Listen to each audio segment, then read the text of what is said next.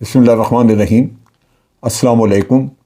آپ دیکھ رہے ہیں ڈی ڈی پی اینالیٹیکا۔ آج سارا دن بحث رہی اس بیان پہ جو کہ امریکی صدر جو بائیڈن نے ڈیموکریٹک کانگریشنل کیمپین کمیٹی کی ریسیپشن میں جمعرات کو انہوں نے یہ بیان دیا، اور پھر ان کے ویب سائٹ پہ جب آیا تو سارے پاکستان کو پتہ چلا کہ امریکی صدر نے یہ گل کھلایا ہے۔ جو بیان ہے اس میں امریکی صدر نے یہ کہا کہ پاکستان جو ہے وہ دنیا کی سب سے خطرناک، غالباً بہت سی سب سے خطرناک قوموں میں سے ایک ہے، جس کے پاس نیوکلیر ویپنز ہیں، جس ملک کے پاس جوہری ہتھیار ہیں، لیکن وہاں پہ اتحاد نہیں، کوہین نہیں، آپس میں کوئی ربط ایسا نہیں۔ یہ ربط کہاں پہ ختم ہوا؟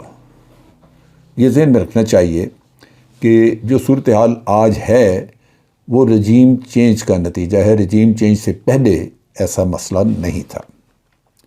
برصورت اس کے بعد بلاول نے پریس کانفرنس کی وزیر خارجہ کی حیثیت سے، اور اس نے بہت بڑا تیر مارا۔ انہوں نے کہا جی ہم بلائیں گے امریکن صدر کو اور ایک احتجاجی مراسلہ دیں گے اسے، اور پاکستان کے نیوکلیر ایسٹ جو ہیں وہ بالکل محفوظ ہیں۔ اگر کوئی غیر محفوظ ہے تو وہ بھارت کا ہے، جیسے بھارت نے غلطی سے وہ انہوں نے کہا کہ ہم نے غلطی سے ایک میزائل جو ہے وہ پاکستان پہ فائر کر دیا، برہموس میزائل ان کا ایک ادھر آ کے گرا۔ تو اگر غلطی واقعی مان لی جائے کہ غلطی تھی تو انتہائی غیر محفوظ ہے سسٹم، کیونکہ وہاں پہ تو اس کا مطلب ہے کوئی پروسیجرز ہیں ہی نہیں جن کو فالو کرتا ہو۔ پھر یہ ہے کہ بلاول نے یہ نہیں کہا، لیکن کیا یہ دنیا کو پتہ نہیں ہے کہ بھارت سے ہر مہینے 2 مہینے بعد وہاں سے کوئی نہ کوئی یورینیم یا اور ریڈیو ایکٹیو مٹیریل وہ وہاں سے چوری ہو جاتا ہے؟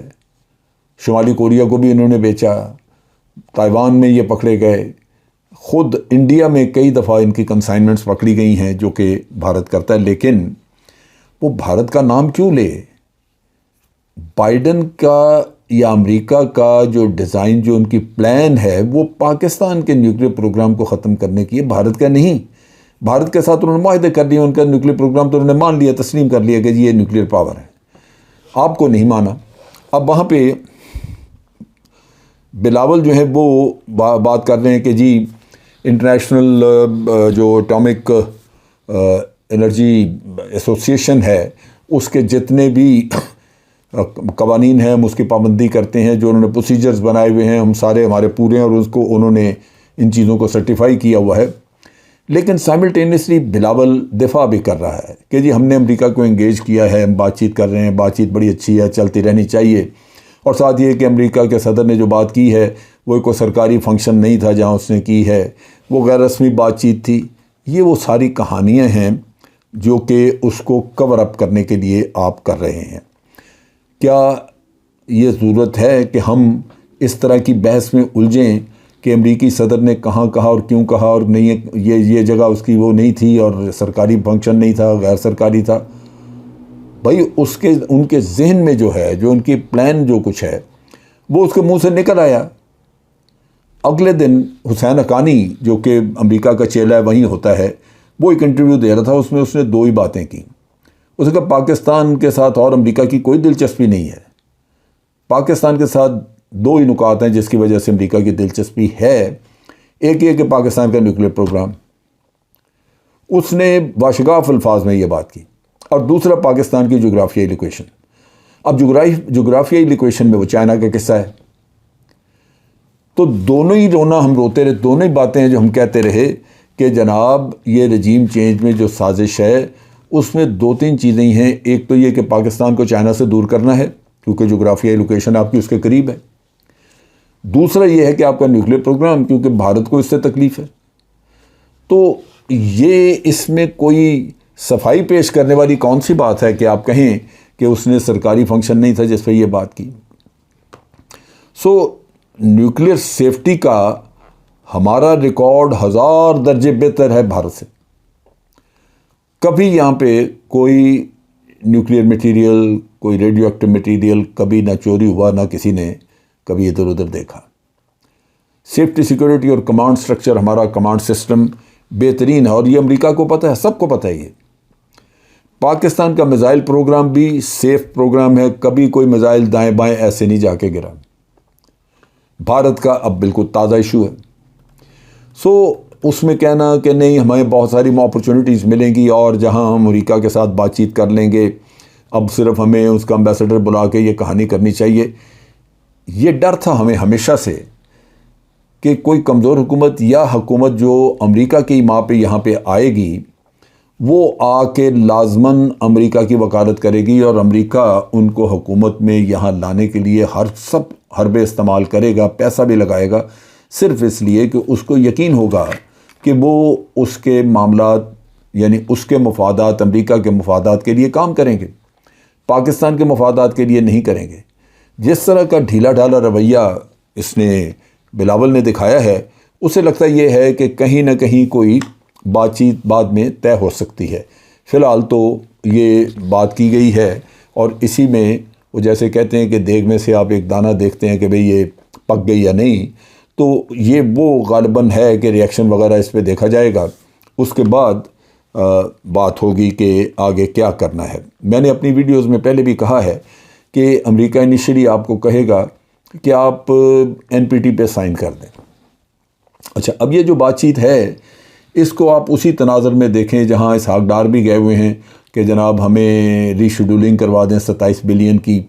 IMF وہ ادارہ ہے جس میں کہ 100% امریکہ کا انفلوئنس ہے، اور گردن آپ کی دبوچی ہوئی ہے، اور وہ گردن دبوچ کے آپ سے اگلوا رہے ہیں آہستہ آہستہ چیزیں، نہ اکانومی کو ٹھیک ہونے دیتے، کیونکہ اگر اکانومی ٹھیک ہونے دیں تو پھر آپ کا انحصار کم ہو جاتا ہے ان پہ۔ وہ کبھی آپ کی اکانومی ٹھیک نہیں ہونے دیں گے، آپ کو اسی طرح تھوڑا سا سانس لینے کے لیے قرضہ تھوڑا اور بڑھا دیں گے۔ تو یہ لوگ جو کہ جن کی جائیدادیں باہر پڑی ہوئی ہیں، جن کا سارا کچھ باہر ہے ملک سے، وہ کیسے ہو سکتا ہے کہ ان کو ناراض کریں؟ کیونکہ امریکہ ہو یا برطانیہ، ان کو تو آپ کے ایک پائی کا پتہ ہے کہ ان لوگوں نے کہاں سے کیسے چوری کی یا لے کے آئے، تو وہی مسئلہ کھڑا کر کے چوری چکاری کا پیسہ آپ کا ظاہر کر کے تو وہ آپ کی جائیدادیں ضبط کر دیں گے اگر آپ ان کے ڈیفائی کریں گے ان کو۔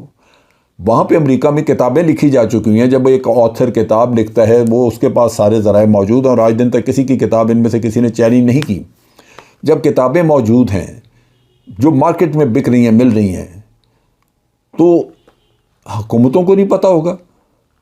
ایک آتھر جو کتاب لکھتا ہے اس کو ساری چوری چکاری کا پتہ ہے، اگر نہیں پتہ تو پاکستان کے بیوقوف عوام نہیں شاید جانتے، باہر تو ہر کسی کو پتہ کہ یہ پیسہ کیسے انہوں نے اکٹھا کیا ہے۔ اس وجہ سے خطرہ یہی ہے جو عمران خان بار بار کہتا رہتا ہے کہ کرپشن بہت بڑا دکھ ہے، اور جنہوں نے جائیدادیں باہر بنائی ہیں ان کے لیے بڑا مشکل ہے کہ وہ ملک کے مفادات کا دفاع کریں، کیونکہ ان کے اپنے مفادات سے ٹکراؤ اس کا۔ یہ ایک بہت بڑی پرابلم ہے کہ ہمیں اس پہ سوچنا۔ اب بلاول کہتے ہیں کہ پاکستان کو اس سے جو بائیڈن نے سٹیٹمنٹ دی ہے اس سے بہت نہیں اس کے بارے میں سوچنا چاہیے، کوئی ایسی بات نہیں ہے، یہ چونکہ کوئی فنکشن ایسا نہیں تھا یا آفیشیل سٹیٹمنٹ نہیں ہے، یہ سارے اس نے کہا یہ کوئی فنڈ ریزر تھا، اس پہ اس نے بات چیت کی ہے۔ یہ اس کی طرف سے صفائیاں پیش کرنے کی ضرورت ہے کیا ہمیں اس کی سٹیٹمنٹ کے اوپر غصہ دکھانا چاہیے؟ کیا ہمیں ان سے جواب لینا چاہیے؟ کیا ہمیں آئندہ کے لیے محتاط ہونا چاہیے، یا یہ کہ انہی کے معاملات ان کا دفاع کرنے کے لیے ہم صفائیاں پیش کرتے رہیں؟ اب یہ جو اس وقت بلاول صاحب کی جو ایڈوائس ہے وہ کہ جی پاکستانیوں کو کنسپیریسی تھیوریز کی طرف نہیں جانا چاہیے، کنسپیریسی تھیوریز کو چھوڑ دیں، یہ تو الفاظ ہیں بالکل سیدھے صاف اس نے کہے، ان کی دیکھنا چاہیے۔ اصل حقیقت یہ ہے کہ جو ہمارے سوجھ بوجھ والے لوگ ہیں جو اسٹڈی کرتے ہیں، اور جو بعض اوقات خاص طور پہ ایمبیسڈر وغیرہ جو رہ چکے ہیں ان ملکوں میں، ان کو بہت سارا کچھ پتہ ہے کہ ان لوگوں کی سوچ ہے کیا۔ ظفر ہلالی مثال کے طور پہ کہتے ہیں کہ ان کی ہمیشہ سے سوچ یہ ہے کہ کسی نہ کسی طرح پاکستان کو ہم نے ان ہتھیاروں سے، نیوکلیر ویپن سے اس کو فارغ کرنا ہے۔ دوسرا وہ یہ کہتے ہیں کہ پاکستان کو ڈس انٹیگریٹ کرنا ہے، یہ مغربی دنیا کا گول ہے، اور اس میں نیتن یاہو جو کہ وزیر اعظم تھا اسرائیل کا، وہ بارہا کہہ چکا ہے کہ ہمیں ایران سے زیادہ پاکستان سے خطرہ ہے۔ سو یہ وہ سوچ ہے۔ اب اس میں آپ دیکھ لیجئے کہ وقتاً فوقتاً جو بلوچستان میں انسرجنسی ہوتی ہے وہ ڈس انٹیگریشن کے لیے ہے پاکستان کی۔ سو یہ ایک بہت واضح چیز ہے جو ہمیں ذہن میں رکھنا چاہیے۔ اب یہ کہ توقع یہ کرنا کہ یہ جو رجیم، اور جس میں کہ ہمارے وزیر اعظم جو کہ وقتاً فوقتاً یقین دہانی کراتے رہتے ہیں کہ آپ کا ایک بھی پیسہ ضائع نہیں ہوگا اور ہم سارا بڑا احتیاط سے خرچ کریں گے، آپ ان سے توقع کریں گے کہ وہ بائیڈن کو کوئی مضبوط سا جواب دیں گے، سوال ہی پیدا نہیں ہوتا۔ اسی طرح یہ کہ جو یہ ڈماشے دیں گے، جو اس کو پکڑایا جائے گا امبیسڈر کو بلا کے، وہ بھی پاکستانیوں کے منہ بند کرنے کے لیے ایک آئی واش ہوگا، لہذا اس پہ بھی آپ کوئی خاص بات نہیں کر سکتے۔ اصل قصہ یہ ہے کہ جو بائیڈن کے بیان سے ہمارے سارے سیکیورٹی اسٹیبلشمنٹ اور باقی جو پاکستان کے تھنک ٹینک یا جو لوگ انفلوئنس رکھتے ہیں ملک کے اوپر، ان کو سر جوڑ کے بیٹھنا چاہیے، سوچنا چاہیے، کیونکہ یہ لمحہ ایسے نہیں ہے کہ آپ اس کو اگنور کر دیں۔ میں نے پہلے بھی کہا تھا اپنی ویڈیوز میں کہ امریکہ کے ساتھ ہماری 1 پوائنٹ بات ہونی چاہیے۔ ہمیں پہلے آپ ایک نیوکلیر پاور کا سٹیٹس دیں جس میں کہ آپ کو ممبرشپ ملنی چاہیے نیوکلیر سپلائر گروپ کی۔ اگر وہ نہیں دیتے اس کا مطلب ہے کہ بدنیتی ہے اور وہ کسی نہ کسی وقت یہ آپ کو ڈسنا چاہتے ہیں۔ یہ ہمیں ان کو بڑا واضح بتا دینا چاہیے کہ اگر آپ کی نیت صاف ہو تو آپ کو تکلیف کیا ہے، کیوں ہمیں اپوز کرتے ہیں؟ آپ وہاں پہ بھارت کو آپ نے لے کے دیے نیوکلیر سپلائی گروپ میں، جا کے وہاں پہ ویور لے کے دیا انہوں نے، تو پاکستان کو بھی ویور لے دیں یا ممبرشپ لے دیں۔ بھارت کو ممبرشپ اس لیے نہیں مل رہی کہ چائنا نے رکاوٹ ڈالی ہوئی ہے۔ چائنا یہ کہتا ہے کہ بھارت اور پاکستان دونوں کے معاملات ایک جیسے ہیں، دونوں نے NPT پہ دستخط نہیں کیے ہوئے۔ اگر بھارت کو ممبرشپ آپ دے سکتے ہیں تو پاکستان کو کیوں نہیں؟ سو اس نے پاکستان کو ممبرشپ نہ دینے کی وجہ سے بھارت پہ بھی روک لگا کے رکھی ہوئی ہے۔ لیکن امریکہ کی منافقت سامنے ہے، وہ ہر حالت میں بھارت کو ممبرشپ دلوانا چاہ رہا ہے، وہ اس کو بار بار سپانسر کرتا ہے، چائنا روک ڈال دیتا ہے۔ سو یہ ہمیں ان سے یہ بات کرنی ہے کہ جناب اگر آپ سنسیئر ہیں، آپ سمجھتے ہیں کہ آپ نے جو کچھ کہا یہ ایک خیال تھا آپ کا اور کوئی آپ کی ایسی پلان نہیں، کوئی ڈیزائن نہیں، تو پھر مسئلہ کیا ہے؟ آپ ہمیں نیوکلیر سپلائر گروپ میں ممبرشپ لے کے دیں اور اس ملک کو نیوکلیر سٹیٹس دیں، ختم ہو جاتی ہے بات۔ لیکن وہ نہیں ہوگا۔ سو اب جو چیزیں ہیں وہ یہ کہ اس میں سب سے امپورٹنٹ چیز یہ ہے کہ جو کوہین کی اس نے بات کی ہے، آج پاکستان کے تمام عوام 60-70-80% آپ کہہ لیجئے وہ عمران خان کے پیچھے کھڑے ہیں۔ اگر آج عمران خان گورنمنٹ بناتا وہ مضبوط گورنمنٹ ہوگی جس کے پیچھے پورے عوام کی تائید ہوگی۔ آپ مصنوعی طریقوں سے اس کو حکومت سے باہر رکھنا چاہتے ہیں، اور یہ جو ٹولہ ہے جن کی جائیدادیں باہر ہیں، جو آج بھی مال شال بنا رہے ہیں اور کھا رہے ہیں، جنہوں نے اپنے ساری کرپشن کو وائٹ واش کیا ہے، ان کو بٹھا کے رکھنے کا کیا فائدہ؟ کیا یہ ملک کے مفاد میں ہے؟ کیوں نہیں الیکشن ہونے دیتے؟ پاکستان کے عوام کو اب یہ نیند میں سے باہر آ جانا چاہیے، بہت ہو گیا۔